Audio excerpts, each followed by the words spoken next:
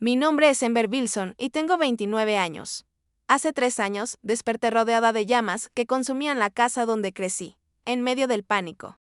Descubrí una verdad aterradora: todas las ventanas de mi habitación habían sido clavadas para que no se pudieran abrir, mientras el humo llenaba mis pulmones. Hice una llamada desesperada al 911 que salvó mi vida y reveló lo que mis padres habían hecho. La fachada perfecta de nuestra familia se desmoronó cuando los investigadores escucharon mis gritos grabados. Habían clavado mis ventanas. No puedo salir. Quieren que muera. Antes de contar mi historia, dime en los comentarios desde dónde estás viendo esto. Dale like y suscríbete si alguna vez estuviste en peligro y nadie te creyó.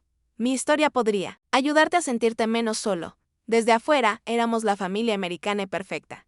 Mi madre, Susan, siempre impecable.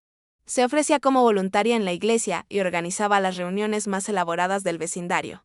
Mi padre, Harold, era respetado en su firma de contabilidad, entrenaba en la liga infantil y siempre saludaba a todos con una sonrisa amigable. Nuestra casa en los suburbios de Minnesota estaba cuidadosamente mantenida, con un jardín hermoso que ganaba premios. Yo era su única hija y muchas personas me decían lo afortunada que era de tener padres tan maravillosos. Pero detrás de nuestra reluciente puerta blanca, con sus coronas de temporada y el felpudo de bienvenida, la vida funcionaba con reglas diferentes. La primera vez que me di cuenta de que algo no estaba bien. Tenía 7 años. Había invitado a una amiga de la escuela a jugar en casa. Antes de que llegara, mi madre me sentó y me recitó exactamente qué habitaciones podíamos usar, qué juguetes podía compartir y qué temas eran apropiados para hablar. Cuando mi amiga preguntó inocentemente si podía ver mi habitación, mi madre intervino con una sonrisa tensa y dijo que ciertas áreas de la casa eran privadas. A los 10 años entendí que todo en mi vida estaba cuidadosamente controlado. Mi guardarropa consistía en ropa que mi madre elegía. Me cortaban el cabello cada 6 semanas exactas. Mi almuerzo escolar siempre tenía el mismo contenido. Los amigos eran cuidadosamente seleccionados antes de permitirme interactuar con ellos, y las visitas para jugar eran supervisadas desde lejos. Solo queremos protegerte, Ember, decía mi madre con voz suave pero mirada firme. El mundo está lleno de personas peligrosas. Eres muy valiosa para nosotros. Recuerdo claramente la primera vez que descubrí que la ventana de mi habitación estaba cerrada con llave. Tenía 10 años y era un hermoso día de primavera. Quería sentir la brisa, pero la ventana no se movía. Cuando le pregunté a mi padre, me explicó que habían instalado cerraduras especiales de seguridad para mantener alejadas a las personas malas, dijo mientras me despeinaba el cabello, y para mantener a nuestra curiosa niña segura dentro de casa. En ese momento, tenía sentido. Creía que me amaban. Creía que todo lo que hacían era para protegerme. Aunque las cosas se sentían extrañas o restrictivas, me convencía de que era normal. Después de todo, no tenía con qué comparar. En la escuela destacaba académicamente. Mis padres exigían calificaciones perfectas y yo las lograba. Los maestros alababan mi inteligencia y concentración. Lo que no veían era cómo entraba en pánico si sacaba menos que una A, sabiendo la decepción silenciosa que me esperaba en casa. No me permitían participar en actividades extracurriculares. Mi madre decía que eran distracciones innecesarias. Los deportes eran muy peligrosos. El club de teatro me pondría en contacto con malas influencias. La práctica de la banda interferiría con la cena familiar, que era sagrada y inalterable. Mi padre rara vez contradijo a mi madre. A veces me miraba con ojos compasivos cuando ella imponía nuevas reglas, pero nunca intervenía. A veces lo veía observarme con tristeza, pero cuando le preguntaba qué pasaba, sonreía rápido y decía: nada, cariño, solo pienso en lo rápido que estás creciendo. Cuando tenía 13 años, visité la casa de mi compañera Sara para un proyecto escolar. Fue la primera vez que mi madre me permitió ir a la casa de alguien sin inspeccionarla antes. Los padres de Sara eran ambos médicos con reputaciones impecables, lo cual parecía satisfacer los estrictos criterios de mi madre. En la casa de Sara, observé asombrada cómo ella abría libremente el refrigerador para tomar bocadillos sin pedir permiso. Ponía música en su habitación con la puerta cerrada. Mencionó casualmente que más tarde iría a la práctica de fútbol, y su madre simplemente asintió y le dijo que se divirtiera. Durante el camino a casa, me senté en silencio en el asiento trasero del auto de mi madre, mientras una nueva comprensión se formaba en mi mente. Mi familia no era como las demás. El nivel de control que ejercían mis padres no era una protección normal, Pero aparté ese pensamiento, diciéndome a mí misma que simplemente me amaban más, que les importaba más profundamente y que querían asegurarse de que nada malo me sucediera. Esa noche, intenté abrir de nuevo la ventana de mi habitación, curiosa por la cerradura. Descubrí que no solo estaba cerrada, sino sellada. Podía ver evidencia de algún tipo de adhesivo alrededor de los bordes. Cuando apoyé mi rostro contra el vidrio y miré hacia el césped perfectamente cuidado, sentí una extraña sensación en el estómago. No solo la sensación de estar atrapada, a la que ya estaba acostumbrada, sino algo más profundo. Algo parecido al miedo. Mamá, pregunté. En el desayuno a la mañana siguiente, manteniendo la voz casual, ¿por qué está sellada mi ventana? Ella no levantó la vista, mientras acomodaba la fruta en mi plato, en un patrón perfecto. Tuvimos un problema con corrientes de aire. La factura de la calefacción fue exorbitante el invierno pasado. Era junio. No habíamos usado la calefacción en meses. Pero asentí y comí mi desayuno geométricamente arreglado, fingiendo aceptar la explicación. Esa fue la primera vez que reconocí conscientemente que mi madre me estaba mintiendo. No sería la última. Conforme me acercaba a la adolescencia, las mentiras se multiplicaron. Al igual que las restricciones, cada una presentada como un gesto amoroso de protección, cada una apretando la jaula invisible que me rodeaba. A los 15, mi deseo de independencia chocaba violentamente con el control creciente de mis padres, mientras otros adolescentes negociaban toques de queda y permisos para salir. Yo luchaba por el derecho básico de caminar sola hasta el buzón. Mi madre había instalado una aplicación de rastreo en mi teléfono que monitoreaba mi ubicación. Cada minuto, si me desviaba, aunque fuera un poco de las rutas aprobadas entre casa y escuela, mi teléfono sonaba de inmediato. ¿Dónde estás?, exigía mi madre sin siquiera saludar. La aplicación muestra que estás a 2 cuadras de tu camino habitual. La primera vez que pasó, me había detenido a acariciar al perro de un vecino. La segunda, me refugié en una tienda de conveniencia para escapar de una lluvia repentina. Después de la tercera infracción, mi padre comenzó a llevarme y traerme a la escuela todos los días, eliminando incluso esos pequeños momentos de autonomía. A los 16, descubrí que habían instalado cámaras por toda la casa. No cámaras obvias, sino pequeños dispositivos ocultos en detectores de humo. Marcos de fotos incluso en la lámpara de mi escritorio. Encontré la primera por accidente mientras cambiaba un foco.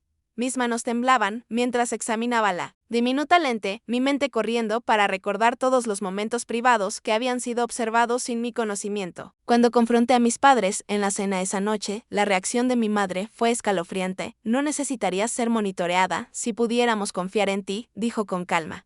Mientras seguía cortando su pollo en piezas precisas y idénticas. Tu comportamiento ha sido preocupante últimamente. Tu padre y yo hemos discutido la posibilidad de que te evalúen.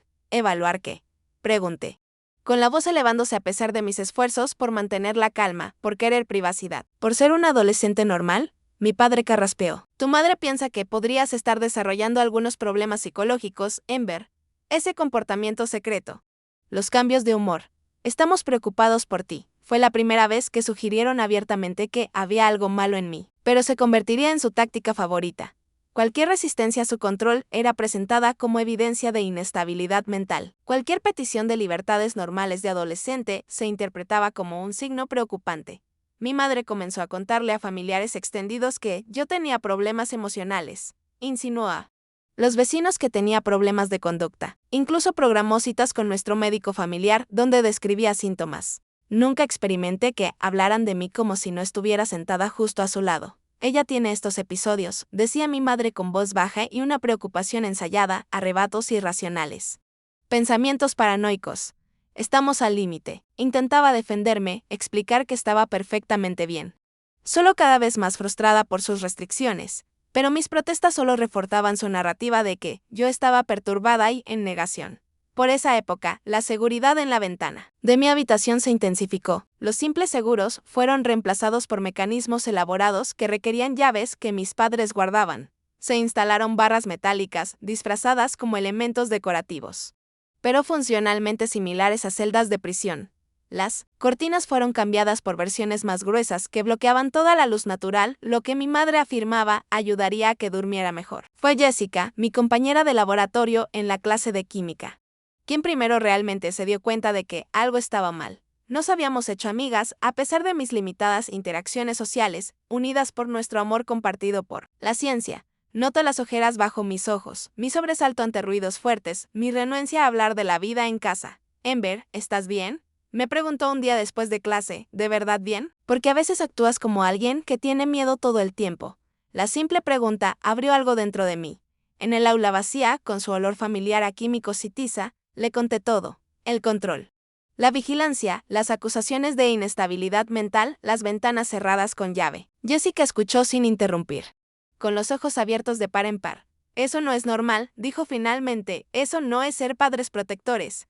Eso es abuso. Escuchar esas palabras en voz alta fue aterrador y a la vez reconfortante. El abuso ocurría en casas con gritos y violencia, no en hogares perfectamente cuidados, con madres voluntarias en la iglesia y padres que entrenaban en la liga infantil. Pero mientras Jessica me ayudaba a investigar el abuso psicológico y el comportamiento controlador, reconocía a nuestra familia en cada descripción. Jessica trató de ayudarme. Ofreció contarle a sus padres para que me ayudaran a contactar a las autoridades. Pero cuando mi madre descubrió que nuestra amistad había avanzado más allá de una interacción escolar casual, intervino con una eficiencia sorprendente. Contactó a la consejera escolar expresando preocupaciones sobre la influencia de Jessica en su vulnerable hija. Habló con los padres de Jessica, pintándome como una persona perturbada e inestable. En pocas semanas, Jessica ya no fue mi compañera de laboratorio, y sus padres le prohibieron pasar tiempo conmigo. Tenía 17 años cuando hice mi primer intento de escape. Había ahorrado en secreto dinero de la pequeña mesada que mis padres me daban, investigando cuidadosamente las rutas de autobús y los refugios para jóvenes. Una noche hice una mochila pequeña y esperé hasta que la casa estuvo en silencio. Salí por la ventana de mi habitación. Después de semanas de aflojar cuidadosamente las nuevas medidas de seguridad sin que me descubrieran, avancé 3 metros. Antes de que el auto de mi padre se detuviera a mi lado, no habló mientras subía, con mi pequeña mochila de pertenencias apretada contra el pecho. En casa, mi madre estaba al teléfono con la policía, llorando mientras reportaba que su hija, mentalmente perturbada, se había escapado durante un episodio. Ella no está bien, la oí decir. Hemos estado tratando de conseguirle ayuda adecuada. Estamos muy preocupados porque pueda hacerse daño. Al día siguiente, mi puerta tenía un nuevo seguro instalado, esta vez por fuera.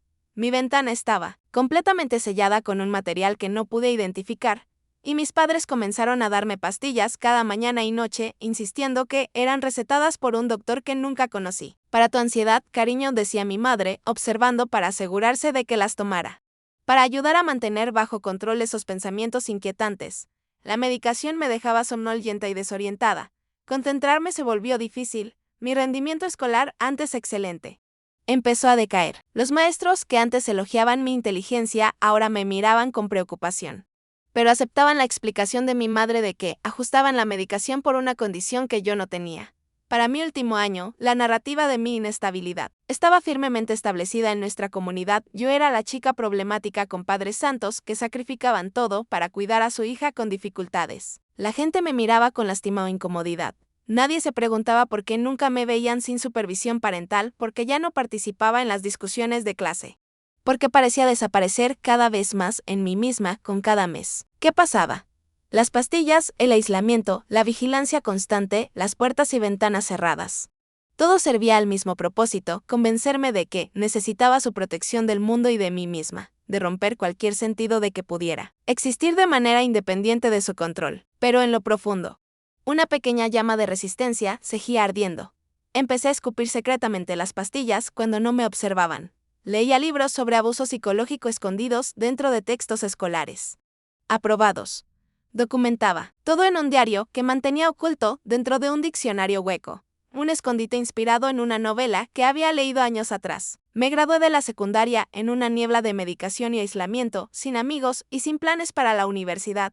Mis padres anunciaron que tomaría un año sabático para enfocarme en mi salud, lo que en realidad significaba otro año bajo su control total. Mientras mis compañeros se preparaban para la independencia, yo me preparaba para un confinamiento más intenso. Tenía 18 años legalmente, era adulta, pero sin medios prácticos para ejercer mi libertad. El mundo fuera de nuestra casa se había convertido en un concepto abstracto en lugar de un lugar al que realmente pudiera acceder, pero esa llama dentro de mí se negaba a morir por completo.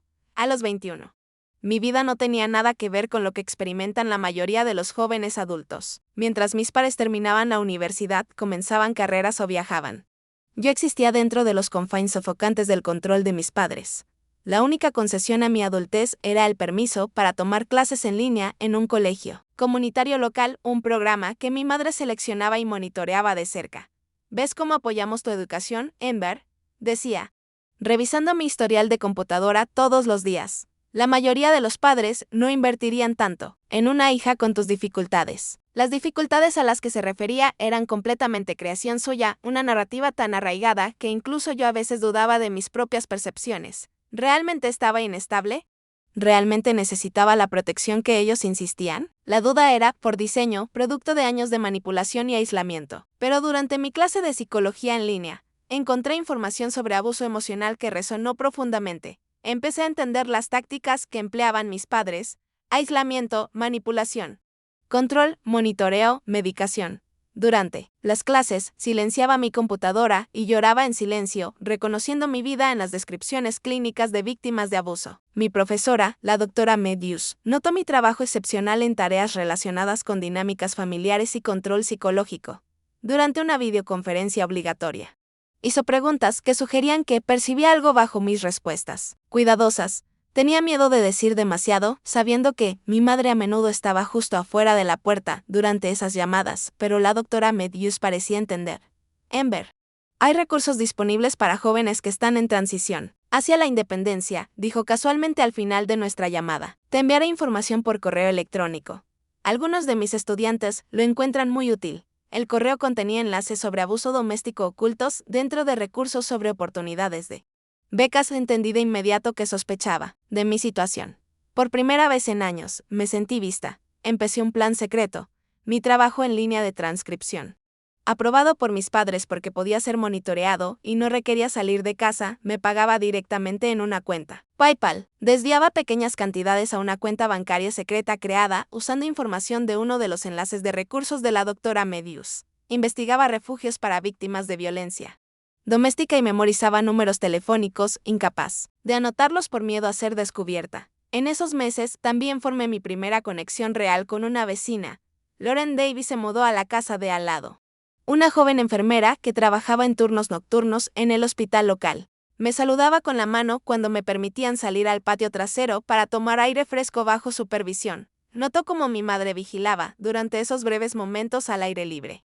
Como mi padre, siempre revisaba el perímetro de nuestra propiedad antes de permitirme salir. Un día, Lauren se acercó a nuestra cerca mientras mi madre estaba distraída con una llamada telefónica.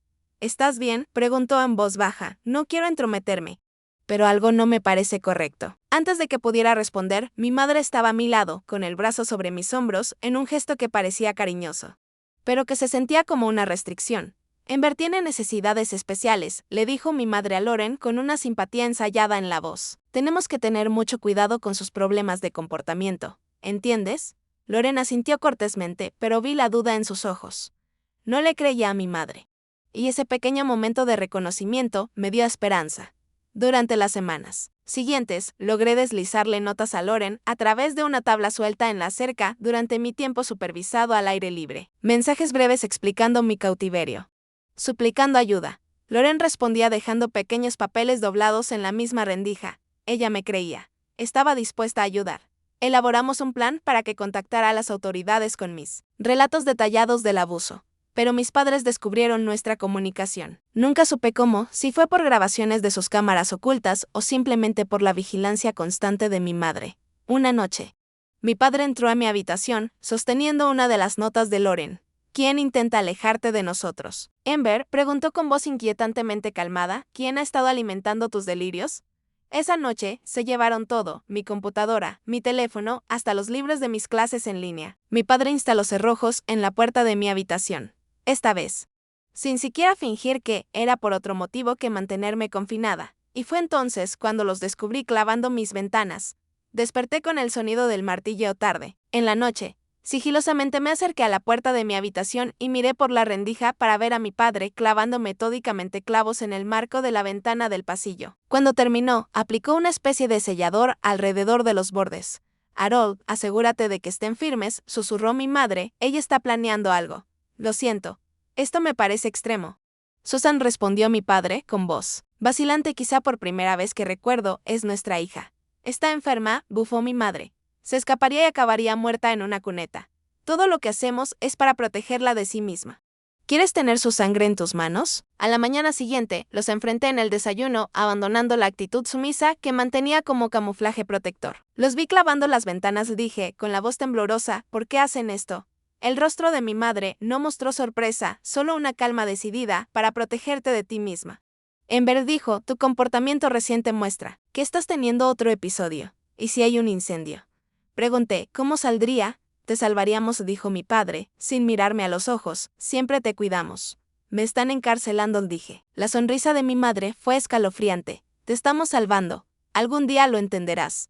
Después de ese enfrentamiento, las condiciones empeoraron rápidamente. La comida era estrictamente controlada. Servida en porciones pequeñas y en horarios irregulares. Las visitas al baño eran supervisadas, la puerta debía permanecer parcialmente abierta. La medicación aumentó con pastillas nuevas y más fuertes que me dejaban desorientada y con náuseas. Escuché a mi madre al teléfono con alguien hablando sobre centros de tratamiento residencial.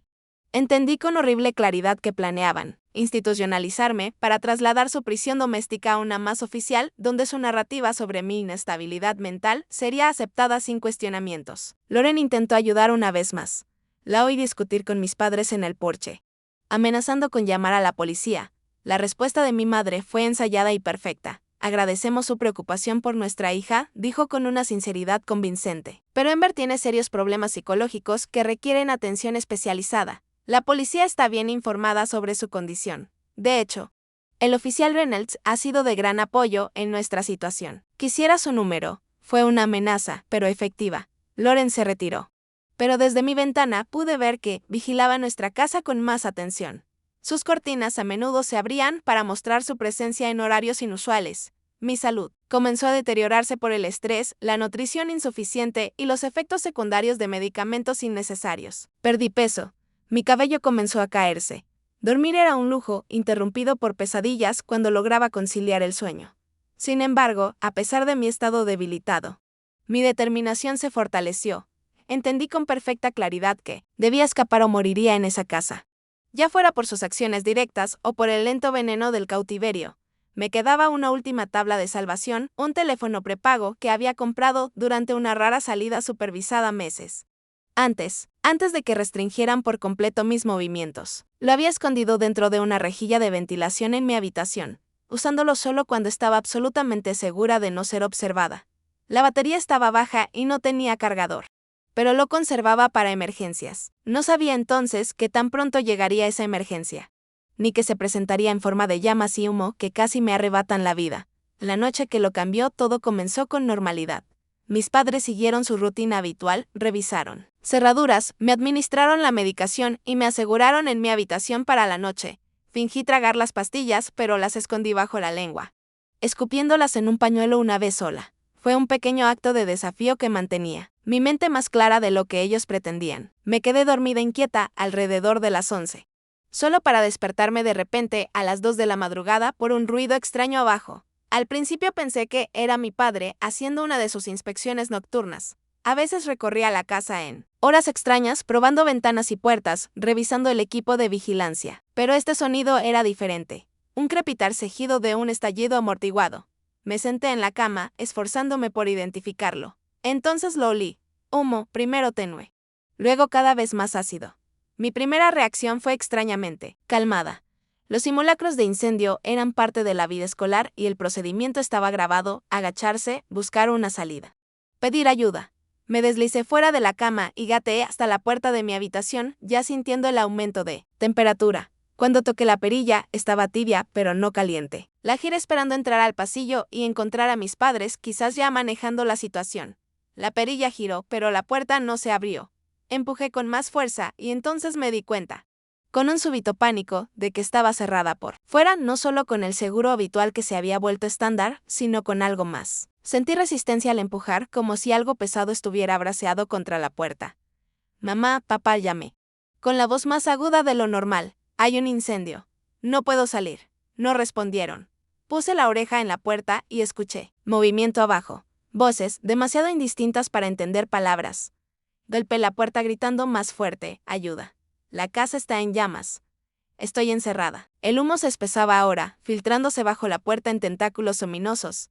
Agarré una toalla y la metí en la rendija, pero solo sirvió de alivio temporal. Mis ojos comenzaron a arder. Mi garganta se apretó.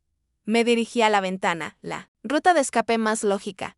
Mi habitación estaba en el segundo piso, pero el techo del garaje se extendía debajo, ofreciendo un posible camino hacia la seguridad. Agarré el marco de la ventana y tiré hacia arriba, anticipando la resistencia de los seguros que mis padres habían instalado años atrás. Pero esto era diferente. La ventana no se movió en absoluto. A la luz tenue de la lámpara junto a mi cama, pude ver por qué. Habían clavado clavos frescos en el marco a intervalos de solo unos pocos centímetros, asegurándola completamente. Al marco, alrededor de los bordes, se había aplicado algún tipo de sellador industrial, visible como un contorno oscuro. El pánico me invadió. Agarré la silla de mi escritorio y la lancé contra la ventana, pero el vidrio reforzado solo tembló. Volví a golpear y aparecieron pequeñas grietas. Pero la ventana resistió firme. Los clavos seguían incrustados en la madera, sin moverse. A pesar de mis desesperados esfuerzos, el humo se estaba espesando. Ahora podía oír el fuego, un rugido hambriento desde abajo. El suelo bajo mis pies comenzaba a calentarse. Me puse en 4 patas, recordando que el aire sería más claro cerca del suelo. Entonces lo escuché. Puertas de autos cerrándose afuera. Gaté de regreso a la ventana y miré hacia afuera. En la entrada iluminada por luces de seguridad vi a mis padres subiendo a nuestro sedán familiar. Se estaban yendo. Me estaban dejando en una casa en llamas. En ese momento, la verdad que había intentado no reconocer durante años se cristalizó con perfecta claridad. Esto no era un accidente. Esto no era negligencia. Esto era intencional. Las ventanas selladas. La puerta cerrada, su partida apresurada. Querían que muriera en ese incendio. Comencé a gritar. Luego, sonidos crudos de terror y traición que desgarraban mi garganta irritada por el humo. Golpeé la ventana, me lancé contra la puerta. Busqué frenéticamente cualquier cosa que pudiera romper mi prisión de madera. Entre el pánico, recordé. El teléfono. Mi tabla de salvación escondida en la rejilla de ventilación. Me arrastré por la habitación, forzando la rejilla metálica con dedos ya ampollados por el calor creciente. El pequeño teléfono estaba ahí, milagrosamente con carga parcial. Mis dedos temblaban mientras marcaba el 911, tosiendo violentamente mientras el humo llenaba mis pulmones. 911. ¿Cuál es su emergencia? La voz del despachador era fría. En contraste con mi entorno. Fuego jadee, estoy atrapada.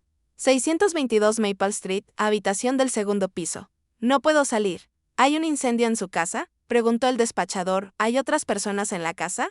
Sí. Fuego, confirmé con la voz quebrada. No hay personas. Mis padres se fueron. Me encerraron. Las ventanas están clavadas. No puedo salir. Hubo una breve pausa, como si el despachador procesara la información. ¿Dijo que las ventanas están clavadas? Sí, grité. Abandonando cualquier intento de compostura, clavaron mis ventanas. No puedo salir. Quieren que muera. Escuché sirenas a lo lejos mientras el despachador me aseguraba que la ayuda estaba en camino. El humo era tan espeso que apenas podía ver a través de mi habitación. El calor era intenso, presionando mi piel como un peso físico. Me arrastré hasta la esquina más alejada de la puerta, presionando un paño húmedo que había tomado de mi baño contra mi boca y nariz. A través de la ventana vi luces de emergencia acercándose. Escuché a alguien gritar afuera, aunque las palabras eran indistintas. Un nuevo sonido captó mi atención. La voz de Loren. De la casa de al lado, gritando mi nombre. Ember, Dios mío. Ember. Me arrastré de regreso a la ventana, luchando contra el humo cada vez más denso, y golpeé el vidrio. Con los ojos llorosos, pude ver a Loren en su jardín, señalando frenéticamente hacia mi ventana mientras llegaban los bomberos. Los siguientes minutos se borraron en mi mente privada de oxígeno. Se escuchó el sonido del vidrio rompiéndose. La ráfaga de aire más fresco. Figuras con equipo de protección aparecieron en mi ventana. Expresiones de sorpresa, visibles incluso tras las máscaras, al notar los clavos que aseguraban la ventana. Brazos fuertes me levantaron. Alguien decía algo sobre una escalera. Me estaban cargando, la sensación de movimiento era desorientadora. Tras el confinamiento de mi habitación, el aire fresco de la noche golpeó mis pulmones dañados por el humo, provocando una tos tan violenta que pensé que se me romperían las costillas. Recuerdo fragmentos de la siguiente hora, oxígeno colocado sobre mi rostro, la quemadura de una vía intravenosa. El rostro de Loren surcado por lágrimas, apareciendo brevemente sobre mí, su mano apretando la mía. Recuerdo intentar hablar para explicar, pero sin fuerzas para formar oraciones coherentes. Lo que más vívidamente recuerdo fue ver a mis padres regresar a la escena, comenzando su actuación de inmediato, el llanto teatral de mi madre, la expresión Atónita de mi padre, ambos corriendo hacia la ambulancia con una preocupación perfectamente ensayada. Nuestra hija lloraba, mi madre a cualquiera que quisiera escuchar. ¿Está bien? Solo salimos a pedir ayuda. Las alarmas de humo fallaron. Tratamos de salvarla. A través de la máscara de oxígeno. Susurré la verdad al paramédico a mi lado. Me encerraron. Clavaron las ventanas. Me dejaron morir. Su expresión cambió de escepticismo a algo más oscuro mientras miraba de mí a mis padres histéricos, retenidos por los policías. Se acercó. Encontramos los clavos, dijo en voz baja, marcas frescas de martillo. Vimos la cerradura en la puerta. Nadie te hará daño nunca más. Al perder la conciencia, escuché a un oficial de policía hablar con mis padres. Su voz, dura y sospechosa.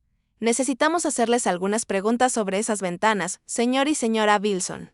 Y sobre esta grabación de la llamada al 911. La voz de mi madre se elevó con indignación ensayada. Nuestra hija está perturbada mentalmente. Tiene delirios. Nunca le haríamos daño. Pero por primera vez en mi vida. Nadie creía en su actuación. Lo último que recuerdo antes de que la oscuridad me reclamara fue el sonido desconocido, pero hermoso de unas esposas cerrándose alrededor de las muñecas de mi madre. Desperté en el hospital 3 días después, la garganta irritada por la inhalación de humo, los pulmones dañados pero sanando. El primer rostro que vi no fue el de mi madre ni el de mi padre, sino el de Lauren, sentada junto a mi cama con ojeras profundas, como si apenas me hubiera dejado sola. «Están detenidos», fueron sus primeras palabras, respondiendo a la pregunta que aún no había encontrado fuerzas para hacer. Ambos no volverán a acercarse a ti jamás. Un detective de policía llamado Jason Reynolds vino a verme esa tarde con un trato gentil pero directo. Se sentó junto a mi cama con un bloc de notas listo. Aunque al principio no lo usó, simplemente preguntándome cómo me sentía, necesito hacerte algunas preguntas. Ember dijo finalmente, pero primero quiero que sepas que encontramos las marcas de martillo en los marcos de tus ventanas. Marcas frescas. Encontramos el sellador. Encontramos la cerradura en la puerta de tu habitación y los muebles que habían sido empujados contra ella. Las pruebas respaldan tu relato. Cerré los ojos brevemente. Una extraña mezcla de alivio y dolor me invadió. Durante tanto tiempo, me dijeron que mis percepciones estaban equivocadas, que mis recuerdos no eran confiables, que mis miedos eran delirios. Tener una validación externa de la realidad que había vivido era a la vez reconfortante y devastador. El detective Reynolds fue paciente mientras compartía mi historia, comenzando con mis primeros recuerdos de control y aislamiento, pasando por las restricciones crecientes de mi adolescencia, y finalmente describiendo la aterradora realización de que mis padres me habían dejado morir en un incendio que probablemente ellos mismos iniciaron. Aún no podemos probar que ellos prendieron el fuego deliberadamente, me dijo. El investigador de incendios dice que comenzó en la cocina, posiblemente por un problema eléctrico. Pero podemos probar que ellos lo sabían, se fueron sin intentar rescatarte y tomaron medidas deliberadas para impedir tu escape. Han estado diciendo a la gente que estoy enferma mentalmente durante años, dije, con la voz aún ronca por el daño del humo. Que tengo delirios, que estoy inestable, y necesito su protección. ¿Alguien me creerá? La expresión del detective Reynolds se endureció ligeramente. La grabación del 911 es una prueba contundente, Ember. Tu voz, tu terror, tu clara declaración de que clavaron las ventanas. Todo capturado en tiempo real durante la emergencia. Es difícil descartar eso como un delirio. Dudó antes de continuar. Ejecutamos una orden de registro en la casa de tus padres, o lo que queda después del incendio. Encontramos frascos de medicamentos prescritos para ti por un doctor que, al ser entrevistado, no tenía registro de ti como paciente. Encontramos diarios que pertenecían a tu madre que, pausó, pareciendo elegir cuidadosamente sus palabras. Sugieren fuertemente una condición psicológica que los expertos deberán evaluar. En los días siguientes, conforme mejoraba mi condición física, se me reveló el alcance completo de la investigación. Los diarios de mi madre, parcialmente recuperados de una caja fuerte ignífuga en su habitación, contenían años de documentación detallada sobre su tratamiento de mi supuesta enfermedad mental. Una condición que existía solo en su mente. Los psicólogos que revisaron el material sugirieron que sufría del síndrome de Munchausen por poder, un trastorno en el que un cuidador fabrica o induce enfermedad en alguien bajo su cuidado para obtener atención y simpatía. Más escalofriantes fueron las entradas de los meses recientes, donde escribía explícitamente sobre su miedo a perder el control sobre mí, a que escapara al mundo y su determinación por mantener su dominio sobre mi vida. Sea cual sea el costo, explicó el detective Reynolds durante una de nuestras entrevistas. Tu padre parece haber sido más un facilitador que un instigador. Admitió saber que lo que hacía tu madre estaba mal, pero asegura que tenía miedo de contradecirla. Ha estado cooperando con la investigación, proporcionando detalles sobre la progresión de tu confinamiento. Lauren se convirtió en una testigo clave, describiendo sus observaciones sobre mis movimientos restringidos, las visitas supervisadas al patio trasero, las notas que le había pasado y sus intentos fallidos de que las autoridades investigaran. Antes del incendio, presentó nuestras comunicaciones escritas, conservadas, a pesar de que mis padres descubrieron algunas. Debería haber hecho más, me dijo llorando en una visita al hospital. Sabía que algo estaba terriblemente mal. Pero no sabía cómo ayudar sin empeorar las cosas. Si ayudaste, la aseguré, fuiste la única que vio a través de su fachada. Fuiste la única que me creyó.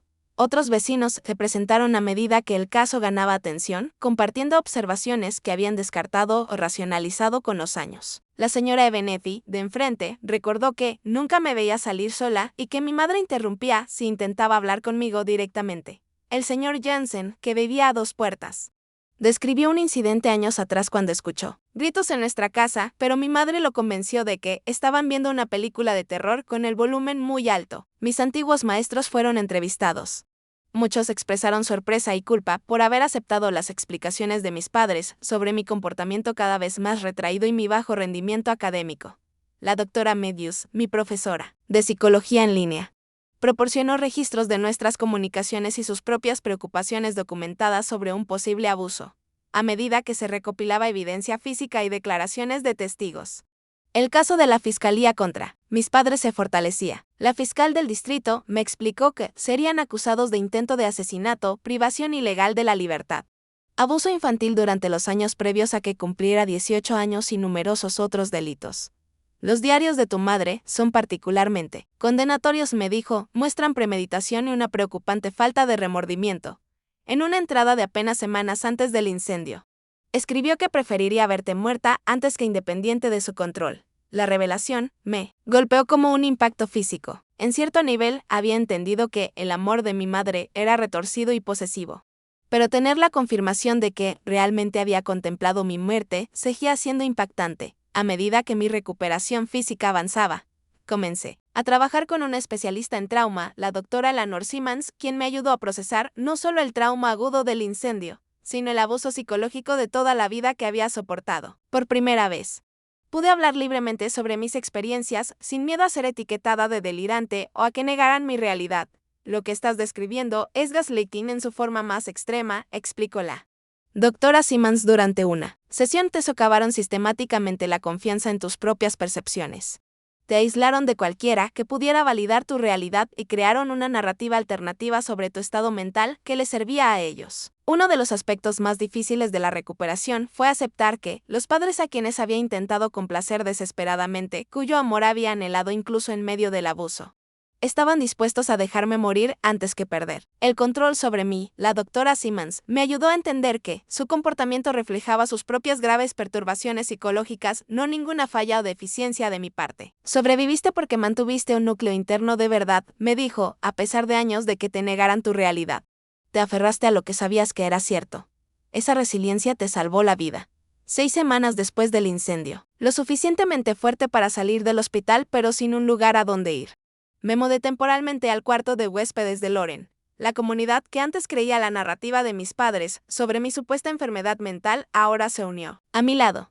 Un bufete de abogados local tomó mi caso pro bono, ayudándome a navegar los servicios para víctimas y el proceso penal que se avecinaba. A medida que se acercaba la audiencia preliminar, me preparé para enfrentar a mis padres en la corte por primera vez desde el incendio. La evidencia contra ellos era sustancial, pero conocía su habilidad para presentar una fachada convincente, de preocupación amorosa. Durante 29 años habían engañado a todos. Parte de mí aún temía que pudieran hacerlo de nuevo. ¿Recuerdan?, me dijo el detective Reynolds el día antes de la audiencia. Tenemos la grabación del 911. Tenemos la evidencia física. Tenemos los propios escritos de tu madre. Y lo más importante, te tenemos viva y capaz de decir la verdad. La verdad que por tanto tiempo fue negada, finalmente iba a ser escuchada. La sala de justicia era más pequeña de lo que imaginaba por las películas y programas de televisión. Madera pulida, luces fluorescentes, el leve eco de pasos sobre el suelo duro. Me senté junto a la fiscal, una mujer llamada Julia Wintes, que había pasado horas preparándome para ese momento. Aún así, nada pudo prepararme completamente para ver a mis padres entrar esposados, luciendo más pequeños y viejos que en mi recuerdo. Los ojos de mi madre encontraron los míos de inmediato.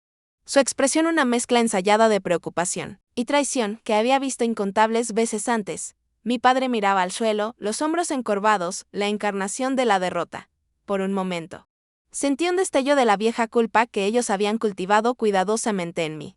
Luego, recordé los clavos en los marcos de mi ventana, el humo llenando mis pulmones, su auto alejándose, mientras las llamas consumían nuestra casa con yo atrapada dentro. La audiencia preliminar se extendió a un juicio completo que duró 3 semanas. La evidencia aumentaba día a día. Se reprodujo la grabación del 911 para el jurado, cuyos rostros reflejaban horror al escuchar mis desesperados gritos. El análisis forense de los marcos de las ventanas mostraba clavos frescos y sellador aplicado pocos días antes del incendio.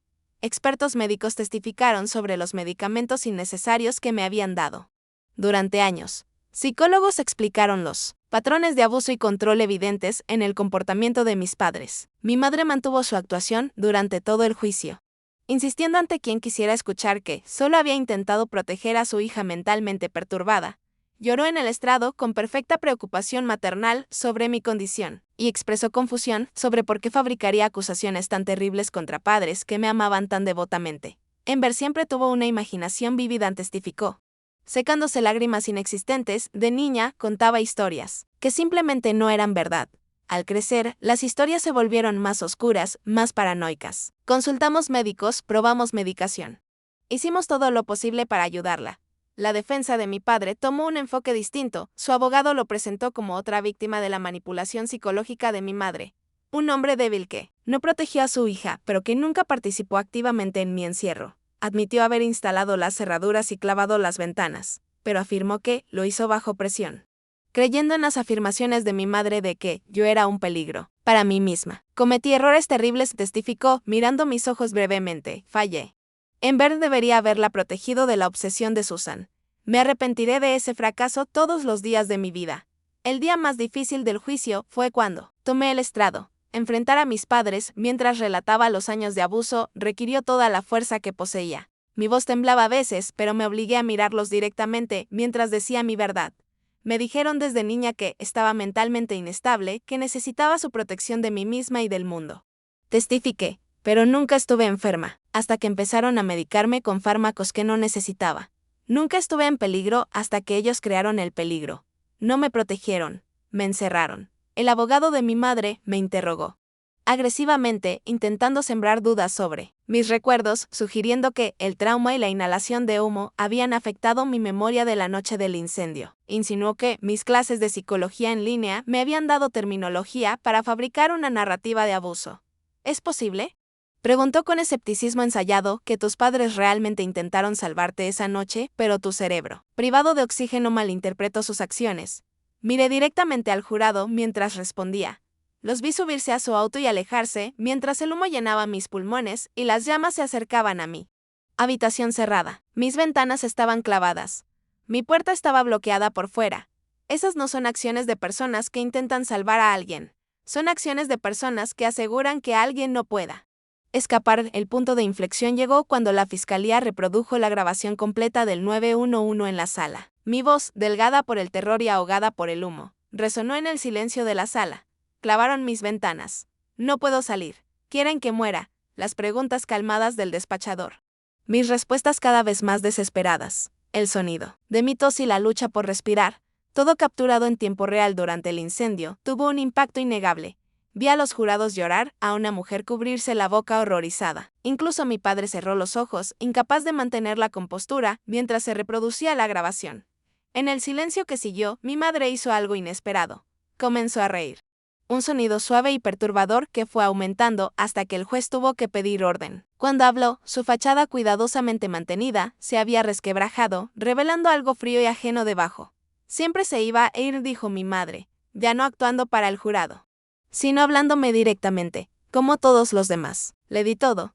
La protegí de la sociedad del mundo y ella quiso abandonarme por una vida de independencia. Escupió la última palabra como una maldición.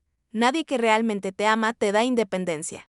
Amber, te mantienen cerca, te mantienen segura, te mantienen. La sala quedó en silencio ante esa confesión. Mi madre pareció darse cuenta rápido de su error y trató de retomar su actitud anterior. Pero ya era tarde. El jurado había vislumbrado la verdad detrás de su actuación. Mi padre, tal vez percibiendo el cambio en la sala, tomó una decisión que sorprendió a todos. Pidió cambiar su declaración a culpable y ofreció una confesión completa. Describió años de saber que lo que sucedía estaba mal. Pero tener demasiado miedo de mi madre para intervenir. Detalló cómo habían planeado institucionalizarme, de forma permanente antes de que pudiera establecer una vida adulta independiente. Y confirmó que, la noche del incendio, efectivamente me dejaron morir, alejándose con pleno conocimiento de que yo estaba atrapada adentro. Susan dijo que sería mejor, así testificó con voz apenas audible, que Amber nunca sería feliz en el mundo, que el mundo la lastimaría, que una muerte rápida era preferible a una vida de sufrimiento. Y yo fui demasiado cobarde para detenerla. El jurado deliberó menos de 6 horas antes de dictar veredictos de culpabilidad en todos los cargos contra ambos padres. Mi madre recibió una condena de 40 años, sin posibilidad de libertad condicional. Mi padre, dada su cooperación y confesión, recibió 25 años con posibilidad de libertad condicional tras 15. Antes de que los llevaran, el juez me permitió hacer una declaración. Me puse de pie, las piernas temblando ligeramente, y enfrenté a quienes me habían dado la vida y luego intentaron quitármela. Pasé 29 años creyendo que estaba rota, dije con voz más fuerte de lo que esperaba, creyendo que necesitaba su protección de mí misma y del mundo. Hoy estoy aquí ante ustedes entera y libre, no hablo para ofrecer perdón, hablo para declarar mi independencia de su control, de sus mentiras, de su versión retorcida del amor. Esta es la última vez que me dirijo a ustedes y el primer día de una vida que me pertenece por completo. Mientras los llevaban, mi madre gritó una última vez: fracasarás sin nosotros, Amber, nos necesitas. Pero su voz ya no tenía poder sobre mí. La verdad había sido pronunciada, escuchada y afirmada. La justicia, imperfecta pero real, se había cumplido. Fuera del tribunal, rodeada de simpatizantes y medios, sentí algo desconocido expandirse en mí. Me tomó un momento reconocerlo, era libertad. No solo libertad física, sino la liberación de tener mi realidad reconocida y validada después de una vida de negación. El peso del secreto y la vergüenza se había levantado, reemplazado por el regalo, a veces aterrador pero siempre precioso, de la autodeterminación. ¿Qué harás ahora?, preguntó una reportera mientras me preparaba para salir. Sonreí, la expresión aún un poco extraña en mi rostro. Voy a vivir, dije simplemente, por primera vez en mi vida. Voy a vivir de verdad. El camino de sobrevivir a prosperar no siguió una línea recta. Hubo días en que la libertad se sentía abrumadora, cuando dudaba de mi capacidad para navegar un mundo que me habían enseñado sistemáticamente a temer. Hubo noches en que despertaba en pánico, convencida de que aún estaba atrapada en aquella habitación en llamas. Pero con cada mes que pasaba, esos momentos se volvieron menos frecuentes, menos intensos. La doctora Simmons continuó trabajando conmigo, ayudándome a procesar no solo el trauma agudo del incendio, sino el complejo impacto psicológico del abuso de toda la vida. La recuperación no consiste en olvidar lo que pasó, explicó durante una sesión especialmente difícil, consiste en integrar esas experiencias en tu comprensión de ti misma, sin permitir que definan tu futuro. Lauren siguió siendo una presencia firme en mi vida, pasando de rescatadora a compañera de cuarto, amiga verdadera. Nunca me presionó para hablar de mis experiencias, pero escuchaba cuando necesitaba hacerlo. Celebró conmigo pequeñas victorias: mi primer viaje sola al supermercado, mi primera vez conduciendo un auto, mi decisión de terminar mi carrera en psicología. Creía que era valiente hasta que te conocí, me dijo una vez. Redefines el valor para mí cada día. 6 meses después del juicio, me mudé a mi propio apartamento. Un espacio pequeño pero lleno de luz que decoré exactamente como quise.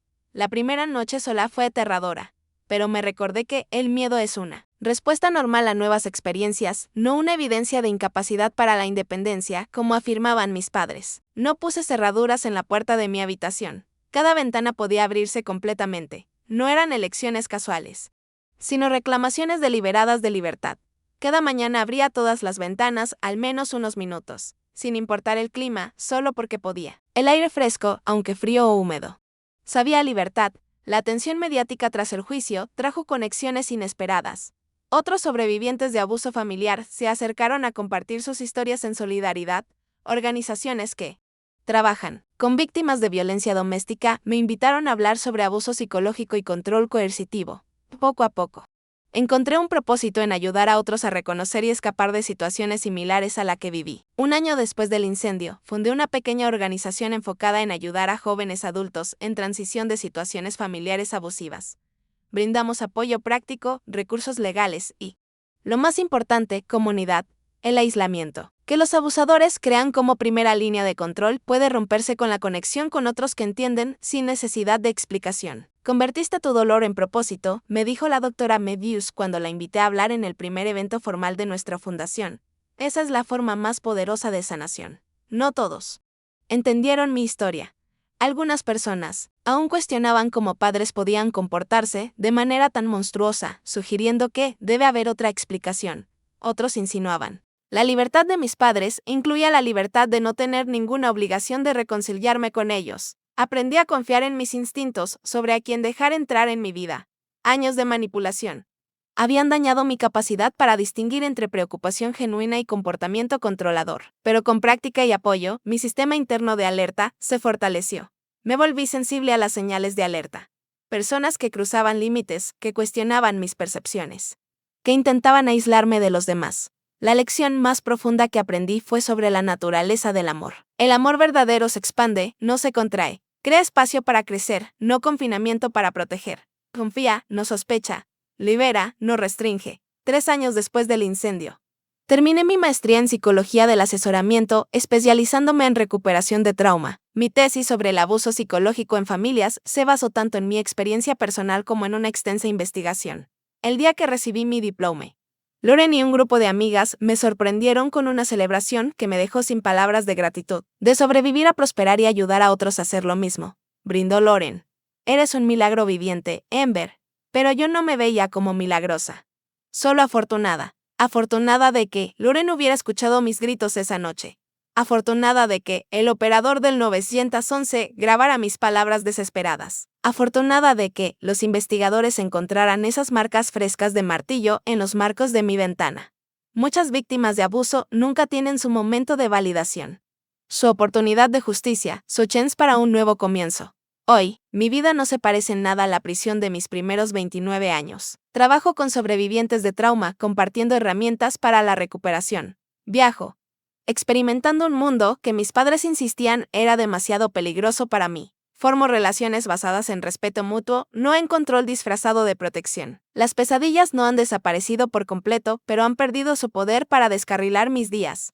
Las heridas psicológicas han formado cicatrices que a veces duelen, pero ya no sangran. Llevo mi historia no como una carga, sino como una sabia lección sobre la capacidad humana para la crueldad y la resiliencia. Quizá la realización más poderosa ha sido que la libertad no es solo la ausencia de restricciones físicas, sino la presencia de la autodeterminación. La verdadera seguridad no viene de muros y cerraduras, sino del conocimiento de que puedes confiar en ti misma para enfrentar cualquier desafío que surja. Todas las ventanas de mi hogar actual se abren completamente, sin cerraduras ni barreras de ningún tipo.